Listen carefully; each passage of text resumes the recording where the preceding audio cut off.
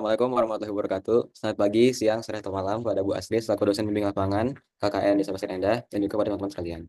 Coba pada kesempatan kali ini kami dari subkelompok 3 akan mempresentasikan mengenai tugas akhir subkelompok yang bertemakan perisai, edukasi perilaku hidup bersih dan sehat. Sebelum masuk ke pemaparan dari isi subkelompoknya, izin memperkenalkan diri terlebih dahulu. Dari subkelompok 3 sendiri, dari Zahran, dari Vkom, Kalis dari FEB, saya dari FK, Alisa dari Fakultas, juga Sigit dari FK. Mungkin kepada presenter pertama boleh dilanjut. Selanjutnya di sini saya akan menjelaskan mengenai apa itu pengertian dari perilaku hidup bersih dan sehat. Menurut Noto Atmojo pada tahun 2007, perilaku hidup bersih dan sehat atau PHBS adalah penerapan pola hidup sehat yang dilakukan oleh individu, keluarga, dan masyarakat untuk meningkatkan, menjaga, serta melindungi kesehatan secara fisik, mental, spiritual, dan sosial. PHBS terbentuk melalui proses pembelajaran yang mendorong kesadaran masyarakat agar secara mandiri mampu menjaga kesehatan dan meningkatkan derajat kesehatannya. Boleh di next? Dari latar belakang tersebut, kami ingin mengetahui pemahaman PHBS pada siswa kelas 5 SDN 106 Aji Tunggal, Cijambe, dengan melakukan penyebaran kuesioner. Dari hasil kuesioner yang sebanyak 128 siswa kelas 5 SDN 106 Aji Tunggal, Cijambe, yang mengisi kuesioner didapatkan hasil bahwa 52,3% siswa belum memahami apa yang dimaksud dari perilaku hidup bersih dan sehat, dan 56,3% siswa belum paham mengenai cara daur ulang sampah. Dari hasil tersebut, kelompok kami akhirnya memutuskan untuk melakukan edukasi terkait PHBS di lingkungan sekolah. Pendekatan yang kami gunakan juga lebih interaktif dalam menyampaikan edukasi PHBS agar mudah dipahami dan mudah diterapkan dalam kehidupan sehari-hari.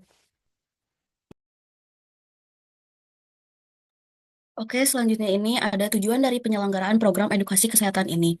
Yang pertama itu untuk memberikan kesadaran dan pemahaman kepada siswa kelas 5 SDN 106 Aji Tunggal Cijambe mengenai perilaku hidup bersih dan sehat di dalam kehidupan sehari-hari. Dan yang kedua, untuk memberikan pemahaman kepada siswa kelas 5 SDN 106 Aji Tunggal Cijambe mengenai cara cuci tangan pakai sabun dengan baik dan benar. Untuk manfaatnya dari kegiatan ini, yang pertama, agar siswa kelas 5 SDN 106 Aji Tunggal Cijambe ini sadar dan paham akan perilaku hidup bersih dan sehat di dalam kehidupan sehari-hari. Dan yang kedua, agar siswa kelas 5 SDN 106 Aji Tunggal Cijambe ini mampu menerapkan cara cuci tangan pakai sabun dengan baik dan benar. Boleh di next? Selanjutnya, tahapan pelaksanaan dari kegiatan ini. Yang pertama itu mengurus perizinan kegiatan untuk dilakukannya survei dan pelaksanakan kegiatan edukasi perilaku hidup bersih dan sehat di SDN 106 Aji Tunggal Cijambe. Yang kedua itu melakukan survei lokasi dan pengetahuan siswa dan siswi sekelas 5 di SDN 106 Aji Tunggal mengenai perilaku hidup bersih dan sehat. Yang ketiga, melakukan pengolahan data hasil survei dan persiapan untuk kegiatan selanjutnya. Yang keempat, melakukan pelaksanaan kegiatan edukasi perilaku hidup bersih dan sehat, melakukan pretest dan post-test, serta mempraktikkan cara mencuci tangan yang baik dan benar. Dan yang terakhir, melakukan pengolahan data hasil pretest dan post-test, dan membuat laporan hasil kegiatan yang telah dilaksanakan. Baik, dilanjut dari lokasinya, di mana pelaksanaan ini dilakukan di SDN 106 Aji Tunggal Cijambe, Pasir Endah, Kecamatan Ujung Berung, Kota Bandung. Yang di mana kita melakukan 2 tahap pelaksanaan, yang di mana tanggal 23 Januari kita melakukan survei kuesioner dan pengetahuan, kemudian di Sabtu 25 Januarinya kita melakukan pelaksanaan kegiatan utamanya. Di boleh next slide. Nah, jadi program perisai ini adalah di mana kita mengedukasi kelas 5 SDN 106 Aji Tunggal Cijambe untuk meningkatkan pemahaman dan pentingnya menerapkan perilaku PHBS, perilaku hidup bersih dan sehat. Nah, program ini memiliki tantangan yang dihadapi oleh sekolah SDN Aji Tunggal Cijambe. Yang pertama, ada kurangnya optimal pengelolaan sampah, kedua ada minimnya kebiasaan mencuci tangan dengan benar, dan yang terakhir ada keterbatasan fasilitas sanitasi yang memadai. Boleh next slide. Nah, untuk persiapan program, yang pertama, kita melakukan perizinan kepada pihak sekolah SDN 106 Aji Tunggal Cijambe, kemudian persiapan kebutuhan logistik, persiapan materi, dan persiapan mekanisme pelaksanaan seperti rundown, pembagian tugas, dan pembagian sesudah hari H pelaksanaan antar mahasiswa.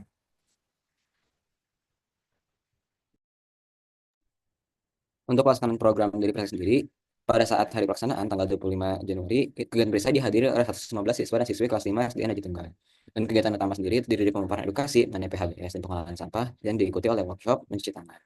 Selama pemaparan materi juga, kami memberikan pertanyaan juga minta peserta untuk mempraktikkan pemaparan materi yang diberikan dan memberikan hadiah kepada siswa-siswi yang mampu melakukannya.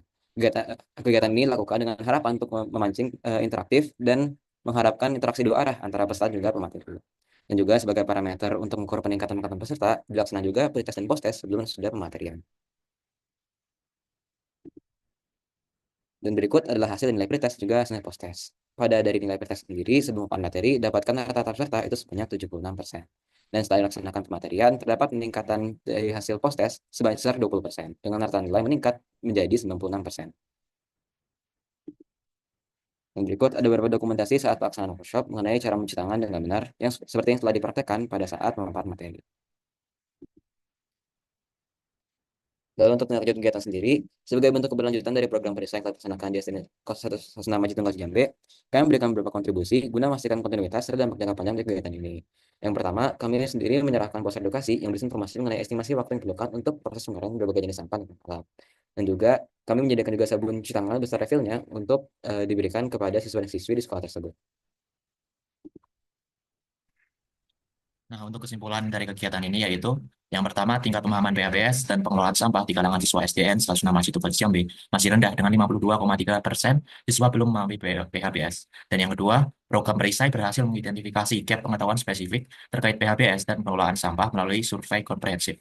Ketiga, pendekatan 2 tahap survei dan implementasi memungkinkan penyesuaian program yang lebih efektif. Keempat, kombinasi edukasi dan workshop memberikan pengalaman pembelajaran yang lebih komprehensif. Dan yang terakhir, target partisipasi 100 siswa menunjukkan potensi dampak program yang signifikan.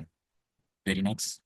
Nah, untuk sarannya, ada 3 saran, yaitu yang pertama, perlu dilakukan follow-up, monitoring berkala untuk memastikan keberlanjutan implementasi PHBS dan pengelolaan sampah di sekolah.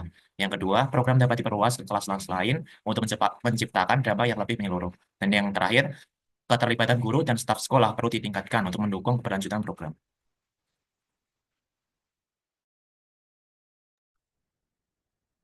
Mungkin sekian pemaparan dari kami, kurang lebihnya mohon maaf.